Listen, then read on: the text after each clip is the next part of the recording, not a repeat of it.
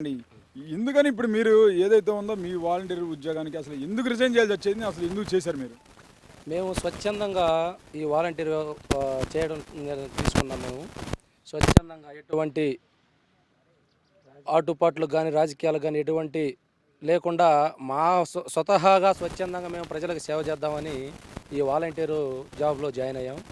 మరి ఈరోజు కొన్ని పార్టీలు ఏమంటున్నారంటే సంచులు మోసేవాళ్ళు అన్నారు, లేకపోతే పార్టీకి పనిచేసే కార్యకర్తలని అంటున్నారు. మాకు అదేం లేదు. మేము ప్రజలకు సేవ చేయాలని 5,000 రూపాయలు గౌరవ వేతనం తీసుకొని తక్కువ జీతం కూడా మేము ప్రజలకు సేవ చేయాలనే ఉద్దేశంతో ఈ వాలంటీర్ జాబ్ జాయిన్ అయ్యాము.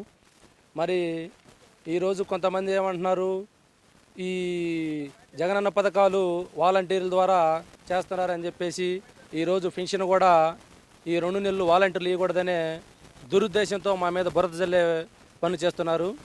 అది తప్పు. మేము క్లస్టర్స్లో ఎవరు మమ్మల్ని అడగలేదా? ఏంటయ్యా మాకు ఇంకా పెన్షన్ ఇవ్వలేదు, ఈ నెలలో ఏంటనే అడగలేదా ఎవరు? అంటే మమ్మల్ని 1వ తేదీనే పొద్దున్నే 7ంటికి అడిగారు, ఏంటయ్యా మాకు ఈరోజు పెన్షన్ ఇవ్వలేదని.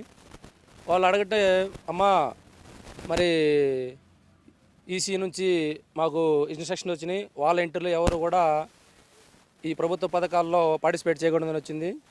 అదే విషయం చెప్పాము. మరి మాకు పెన్షన్ ఎవరు ఇస్తారా అన్నారు.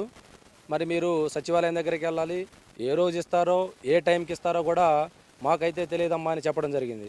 మరి ఇప్పుడు ఏదైతే ఉందో అటు చూస్తే మొన్నటెండలో మరి ఈ వృద్ధులు వికలాంగులు వీళ్ళ పరిస్థితి అసలు ఏంటంటారు?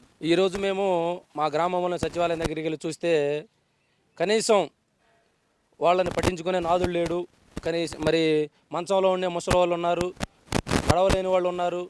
మళ్ళీ వారి పరిస్థితి అసలు చెప్పలేని పరిస్థితి అది.